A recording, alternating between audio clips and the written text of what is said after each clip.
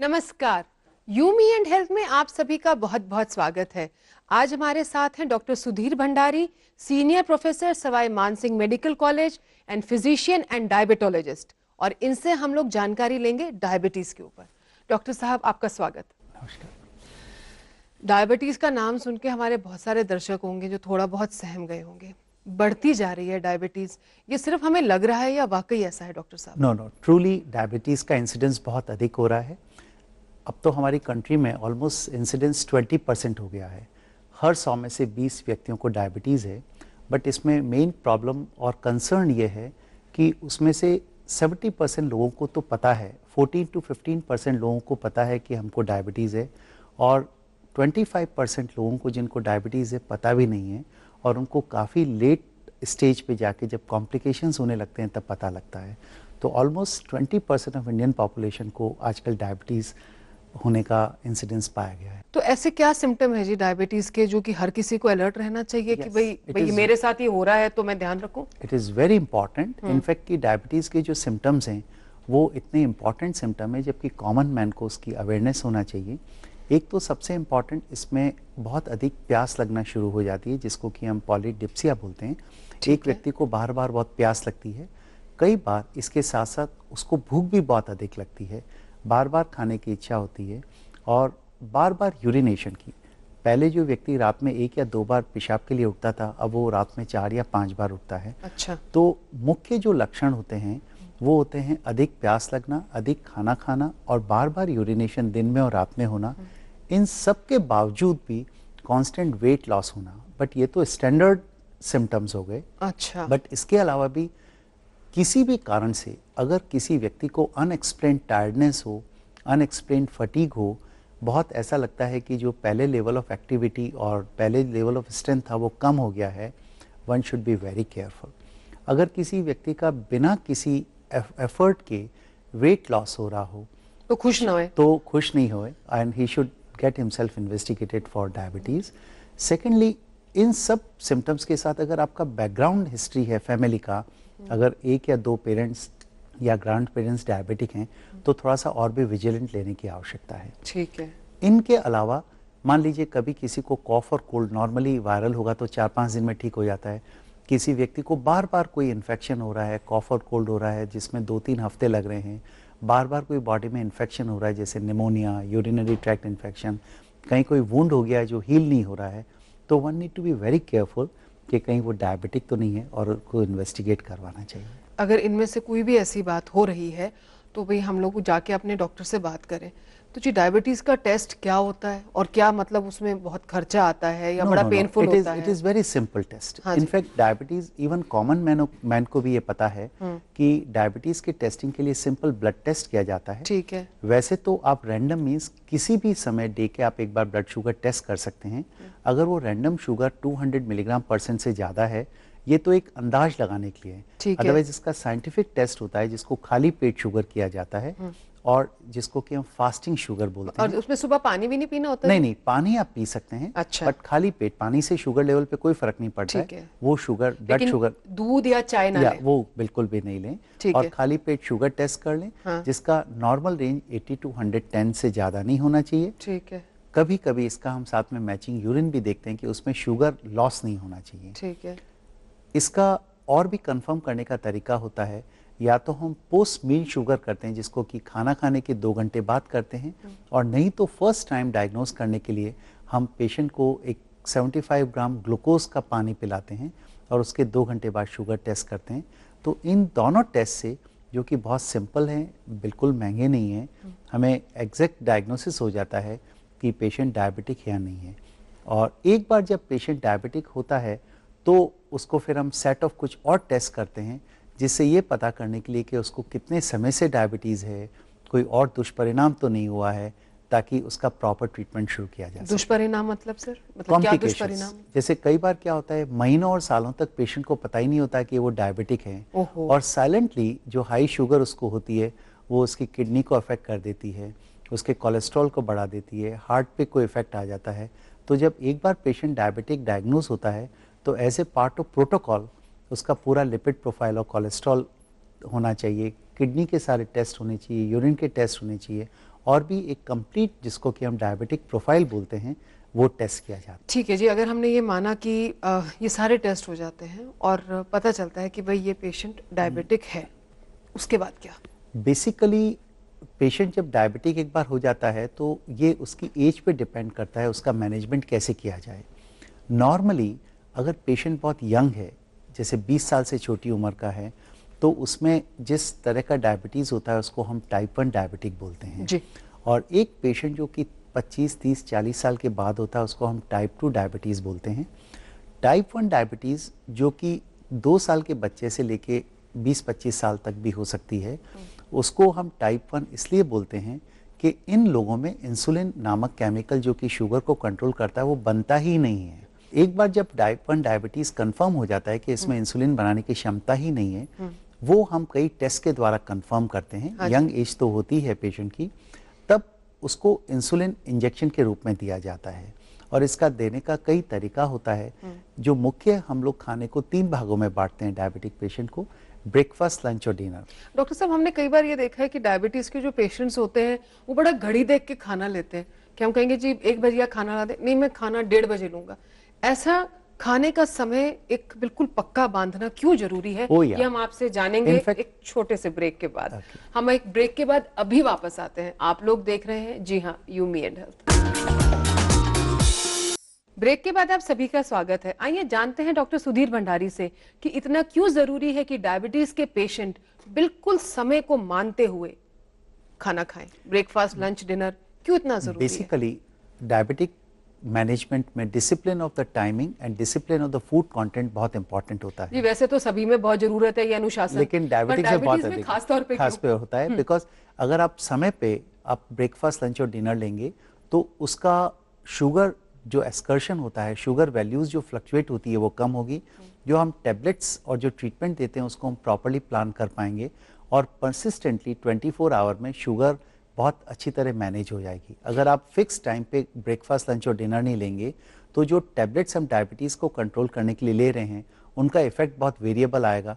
कभी तो खाने के बाद शुगर कंट्रोल हो जाएगी, कभी आपने अगर लेट खाना खाया तो शुगर बहुत अधिक हो जाएगी, कभी शुगर कम हो जाएगी। तो अधिक शुगर और कम शुगर होने को बचने के लिए एक परसिस्टेंट शुगर मेंटेन करने के लिए timing of food is very important. दूसरा, टाइमिंग ऑफ फूड के अलावा जो हम टाइप 1 डायबिटीज़ मैनेजमेंट की बात कर रहे थे उसमें इंसुलिन दिया जाता है और इंसुलिन देने की कई टेक्निक्स और तरीके होते हैं जी।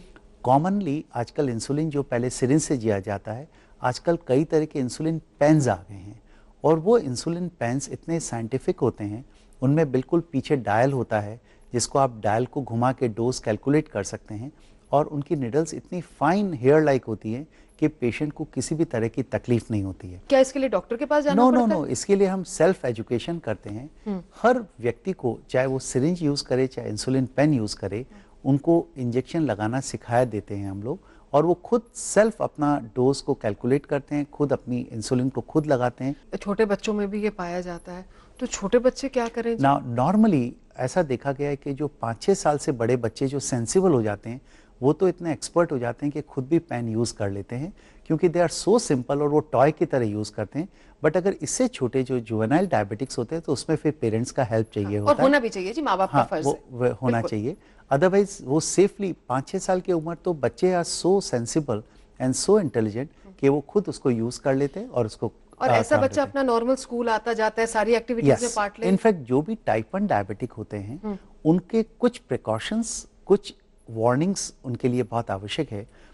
जब भी कोई बच्चा जो कि इंसुलिन लेता है उसके स्कूल, उसके टीचर्स और फ्रेंड्स को सबको पता होना चाहिए कि he is a diabetic. Because क्या होता है, कई बार बच्चे लोग इंसुलिन लगा के जाते हैं, अपना टिफ़िन खाते हैं, but they are very active and very playful.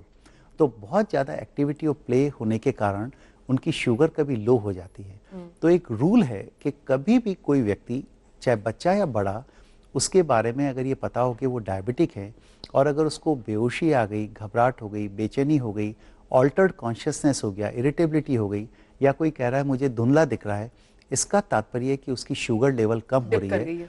अगर पास वालों को, फ्रेंड्स को, टीचर्स को और मॉनिटर को पता हो कि ये डायबिटिक बच्चा है तो तुरंत ही जो मीठी चीज़ उनके पास हो चॉकलेट हो, बिस्किट हो, शुगर हो, कॉफी कुछ भी हो, सही है। उसके मुंह में डाल दीजिए तो you can save A life. तो सबसे ये तो आपने इम्पॉर्टेंट ये बहुत है जरूरी कि जानकारी दी टाइप थी। 1 बच्चों के लिए पेरेंट्स की ड्यूटी है कि बच्चे के बैग में और पॉकेट में कार्ड रखे कि आई एम ए डायबिटिक। जो इंसुलिन की डोजेस जो बच्चा लेता है वो उसके ऊपर मेंशन होनी चाहिए। अगर पॉसिबल हो तो जो डॉक्टर उस बच्चे को ट्रीट कर रहा है उसका नाम और नंबर भी उसके बैग में और पॉकेट में होना चाहिए। सही बात है। सारे टीचर्स को और जानकारी होना चाहिए एंड स्पेशली ये इम्पॉर्टेंट है कि टीचर्स और फ्रेंड्स को गाइडेंस दिया जाए कि वो अपना टिफिन मिस नहीं करे। एंड सेकेंडली आजकल बच्चों के लिए एक नई टेक्निक और आई है जिसको हम इंसुलिन पंप बोलते हैं। अच्छा। ये बिल्कुल जैसे मोबाइल फोन होता है उससे भी छोटा डिवाइस होता है जो पेट पे कनेक्ट हो जाता है, उसमें सेंसर होता है और वो स्लोली जितनी बॉडी को मात्रा में इंसुलिन की मात्रा की आवश्यकता होती है वो रिलीज करता चला जाता है। अच्छा। तो जो लोग अफोर्ड कर पाते हैं, क्योंकि एक थोड़ा कॉस्टली डिवाइस है, बट बहुत अच्छे नए नए तरीके और मेथड्स ऑफ इंसुलिन ट्रीटमेंट निकल गए हैं जिससे बच्चे की पढ़ाई, क्वालिटी ऑफ लाइफ, स्टडीज में कहीं किसी तरह की कोई दिक्कत नहीं आती। डॉक्टर साहब लेकिन ये आजीवन लेना पड़ता है? टाइप 1 डायबिटीज में चूंकि इंसुलिन बनता ही नहीं है तो कोई आजीवन इलाज ही सप्लीमेंट नहीं। करना पड़ता है। बट इतनी रिसर्च चल रही है कि हो सकता है आने वाले कुछ सालों में या दशकों में हम लोग काफ़ी आइलेट सेल ट्रांसप्लांट के बारे में सुन रहे हैं, स्टेम सेल थेरेपी के बारे में सुन रहे हैं जो कि अभी तक एक्सपेरिमेंटल स्टेज पे हैं। But we are very hopeful कि अगर कोई ऐसा इनोवेशन हो जाए जिससे बॉडी में इंसुलिन प्रोडक्शन शुरू हो जाए, इम्पॉसिबल नहीं है। तो डॉक्टर साहब ये तो रही टाइप 1 डायबिटीज। टाइप 2 डायबिटीज के क्या कारण रहते हैं वो हम आपसे जानेंगे एक छोटे से ब्रेक के बाद। हम ब्रेक के बाद अभी वापस आते हैं, आप लोग कहीं जाना नहीं।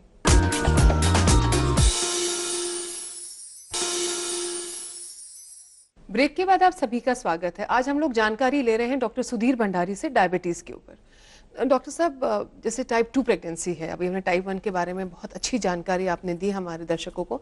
टाइप 2 प्रेगनेंसी डायबिटीज जब हम बात करते हैं तो मैंने पीछे किसी को सुना कि भाई आज तक तो नहीं थी और जब प्रेग्नेंट हुई तो डायबिटीज हो गई, तो ये क्या होता है? ये टाइप 2 होती है? Yes, in fact basically what happens, diabetes जबकि एल्डरली लोगों में होती है 35 और 40 इयर्स और इवन यंग में भी टाइप 2 डायबिटीज हो जाती है जिसमें बॉडी में इंसुलिन बनता तो है बट वो कम मात्रा में बनता है। इसके लिए हमें ओरल टैबलेट्स और मेडिकेशंस देना पड़ता है जिससे उसका इंसुलिन बनना चालू हो जाए। प्रेगनेंसी से क्या कनेक्शन है? व्हाट हैपेंस, बहुत लोगों में प्रेगनेंसी के अंदर डायबिटीज दो कारण से इफेक्ट कर सकती है। एक तो अगर कोई लेडी ऑलरेडी डायबिटिक हो और वो प्रेग्नेंट हो जाती है तो we have to be very careful because वो बच्चे की ग्रोथ को अफेक्ट करती है। सेकेंडली, अगर लेडी डायबिटिक नहीं भी है तो कुछ गुड नंबर ऑफ लेडीज में जिनके पेरेंट्स डायबिटिक होते हैं, 3rd और 4th मंथ के बाद थोड़ा सा केयरफुल रहना चाहिए और 5th मंथ के बाद डायबिटीज डेवलप हो जाती है। तो कंक्लूजन ये है कि चाहे लेडी पहले से ही डायबिटिक हो या प्रेगनेंसी में 5th मंथ के बाद डायबिटीज हो जाए, दोनों ही स्थिति में प्रेगनेंसी में शुगर को कंट्रोल करने के लिए इंसुलिन ही देना पड़ता है। हमारे पास बहुत रिक्वेस्ट आती है कि सर हम ओरल टेबलेट ले लें, वो ले लें।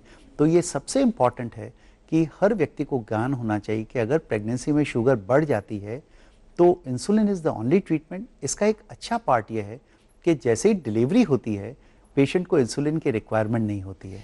डॉक्टर साहब अगर हम ये भूल करें कि भाई मैं तो प्रेग्नेंट हूँ, इंसुलिन नहीं लगवाऊंगी, बच्चे पे क्या असर होता है? वो बच्चा डिफेक्टिव बॉर्न हो सकता है, बच्चे की साइज बड़ी हो सकती है, हेड एनलार्ज हो सकता है, ब्रेन में पानी भर सकता है और बच्चे के जीवन को खतरा हो सकता है अगर वो ओरल ड्रग्स को ले। In fact oral drugs are totally contraindicated in diabetes. Insulin is the treatment.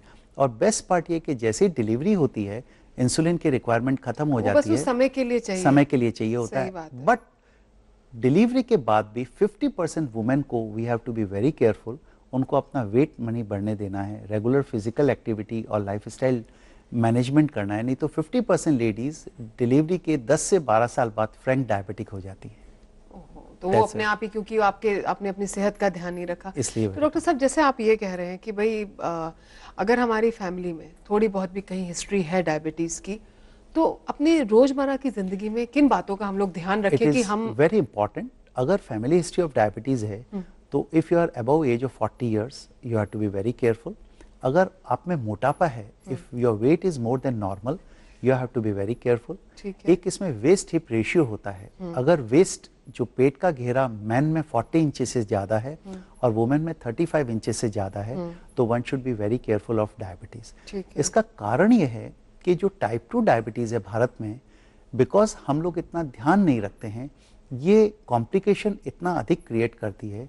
Rest of the world में कॉम्प्लिकेशन रेट सिर्फ 3 या 500 में से लोगों में होती है। हमारे देश में 60 to 65 out of 100 people either उनका ब्रेन पे इफेक्ट होता है, आई पे इफेक्ट होता है, हार्ट पे इफेक्ट होता है, किडनी पे इफेक्ट होता है। क्यों डॉक्टर साहब? बिकॉज हम लोग केयरलेस हैं, हमारी मॉनिटरिंग पुअर होती है और डॉक्टर्स का फॉलोअप पेशेंट्स लोग कम करते हैं। लोग जाते ही नहीं, बिल्कुल सही कह रहे हैं। That's a reason complication rate. Diabetes इतनी प्रॉब्लमेटिक नहीं है जितने डायबिटीज के कॉम्प्लिकेशंस हैं, और स्पेशली आईज, हार्ट और kidney are the very soft target organs, जो अगर एक बार डैमेज हो जाते हैं then you need to be very careful about it. उसमें डायबिटिक तो भूल जाता है आदमी और फिर आईज, हार्ट और किडनी को ही मैनेज करता रहता है। So one should be very careful तो अबाउट डॉक्टर साहब, डायबिटीज से बचे रहें इसलिए अपनी रोजमर्रा की जिंदगी में खाने पीने पे क्या ध्यान इट दें? Is very important. हाँ जी। बहुत हद तक डायबिटीज को बचाया जा सकता है। सबसे इंपॉर्टेंट ये है कि अपना ऑप्टिमल वेट मेंटेन करें। अगर आपका वेट ज्यादा है तो ऑप्टिमल वेट मेंटेन करें। बिल्कुल। Regular physical activity, specially 4 to 5 kilometre walk is the most important. Doctor साहब, मैंने किसी को यूं कहते सुना कि भाई मैं तो मीठा बिल्कुल नहीं खाता, कचौड़ी समोसे में मीठा थोड़ी होता है। बेसिकली ये कचौड़ी समोसे और मीठा का क्वेश्चन ये है टोटल कैलोरी इंटेक का वैल्यू है। अच्छा। अगर आपने कैलोरी इंटेक बहुत अधिक कर लिया तो उसके कारण आपको वेट पुट ऑन करने की जरूरत होती है। बॉडी को पता नहीं कि कैलोरी मीठे से आ रही है या कचौरी समोसे आ रही है, बॉडी में तो टोटल कैलोरीज बढ़ जाती है। सपोज एवरेज एक व्यक्ति की कैलोरी की रिक्वायरमेंट 2000 से 2500 है और वो इतने नमकीन और कचौरी समोसे खा रहा है कि उसका कैलोरी का एक्सेस 1000 कैलोरीज पर डे हो रहा है, तो वो ग्रेजुअली वेट और फैट के रूप में जमा हो जाता है और बॉडी रेजिस्टेंस कम हो जाता है, इंसुलिन रेजिस्टेंस बढ़ जाता है। तो कोई भी कैलोरिक इंटेक अगर बहुत ज़्यादा लेंगे तो वो एक्सेसिव वेट के रूप में परिणित हो जाता है। चाहे आप मीठा खाएं या नमकीन खाएं, excessive calories is the main cause जिसके कारण शुगर कंट्रोल नहीं होती है। अच्छा, मतलब हम लोग जो कई बार लोग बात करते होते हैं कि भाई मीठा बिल्कुल खाना छोड़ दिया है तो हमारी शुगर अब तो कंट्रोल रहेगी, कुछ नहीं हो सकता। ट्रूली स्पीकिंग मीठा में कैलोरी कंटेंट्स बहुत ज़्यादा होता है, तो डेफिनेटली क्योंकि मीठा हम लोग खाएंगे तो अगर हम आप जलेबी खा रहे हो या चॉकलेट्स भी तो खा रहे हो, कैलोरीज पेस्ट्री बहुत केक खा ज़्यादा रहे हो। होता है और पेट भी नहीं भरता। दूसरी चीज़ें फाइबर है, चपाती है, सीरियल्स खाने से पेट भी भर जाता है और कैलोरीज भी कम मिलती है। That is definitely true, but ऐसा नहीं है। जिनको जेनेटिक प्रीडिस्पोजिशन होता है, फैमिली हिस्ट्री होती है, मोटापा होता है, नहीं मीठा खाने के बाद भी उनको डायबिटीज होने का बहुत स्ट्रॉन्ग डर रहता है। तो डॉक्टर साहब, जिनके थोड़ी सी भी फैमिली हिस्ट्री है या ओवरवेट है, उनको क्या रेगुलर चेकअप कराने चाहिए? Yes, very important. जो भी जिनकी स्ट्रॉन्ग फैमिली हिस्ट्री है, ओवरवेट है, अबव 40 ईयर्स है, at least once in a year they should get a complete checkup done, जिसमें शुगर फास्टिंग और पोस्ट ग्लूकोज शुगर जरूर कराना चाहिए। साल में एक बार बहुत है? जरूर, कम से कम कराना चाहिए, नंबर 1। दूसरा एक टेस्ट आता है HbA1c, जो कि 3 से 4 महीने में आपका शुगर कंट्रोल कैसा रहा है उससे पता लग जाता है। ठीक है। तीसरा, जब भी शुगर करवाएं तो एक कोलेस्ट्रॉल और लिपिड प्रोफाइल जरूर कराएं, बिकॉज शुगर और cholesterol hand in hand, they go well connected हैं। एंड सबसे इंपॉर्टेंट ये है, अगर आप डायबिटिक हैं तो आप ये मत भूलें कि सिर्फ शुगर कराने से ही आपकी रिस्पॉन्सिबिलिटी खत्म हो जाती है। Every year you have to be very careful about your eye checkup, जिसको हम फंडस या आंख का पर्दे का चेकअप बोलते हैं। अच्छा, मतलब अगर जैसे आप मुझे कह रहे थे कि अगर आप डायबिटीज हैं तो आंख, किडनी और हार्ट के सारे test at least once in a year होने चाहिए। बिल्कुल। बिकॉज हमको कॉम्प्लिकेशंस को प्रोटेक्ट करना है, विच इज वेरी इंपॉर्टेंट। बिल्कुल। And one need to be very careful about it. बिल्कुल, आप सही कह रहे हैं डॉक्टर साहब, आपका बहुत बहुत शुक्रिया। Thank you very much. ये थे डॉक्टर सुधीर भंडारी। मैं उम्मीद करती हूँ कि आज आप जिन लोगों ने भी हमारा कार्यक्रम देखा है, आप लोग खुद भी अपना ध्यान रखेंगे और जिन्होंने नहीं देखा वो दूसरों को भी बताएंगे। जिनको डायबिटीज़ है वो अपना खाना समय पे खाएं, इंसुलिन जरूर लें अगर डॉक्टर ने बता रखी है, और अगर नहीं भी है जिनको डायबिटीज़, वो भी साल में एक बार अपना ब्लड का पूरा चेकअप जरूर कराएं, लिपिड प्रोफाइल कराएं, अपना ब्लड प्रेशर रेगुलरली चेक करें और अपने शुगर की टेस्टिंग कराएं, और वो रिपोर्ट खुद ना पढ़ें, डॉक्टर के पास ले जाएं। ठीक है, अपना ध्यान रखिएगा। अगर आपको हमें कोई भी सुझाव देना हो या स्वास्थ्य संबंधी जानकारी लेनी हो तो आप हमें पत्र लिख सकते हैं। हमारा पता नोट कीजिए, you me and health, ETV Rajasthan, 5/96A, Bhawani Singh lane, Bhawani Singh road, C scheme, Jaipur. आप चाहे तो हमें ईमेल भी कर सकते हैं। हमारा ईमेल एड्रेस नोट कीजिए umhetv@gmail.com। अगले सप्ताह मैं फिर आऊंगी आपकी अच्छी सेहत के लिए खूब सारी जानकारी लेके। तब तक अपना ख्याल रखिएगा। जय हिंद।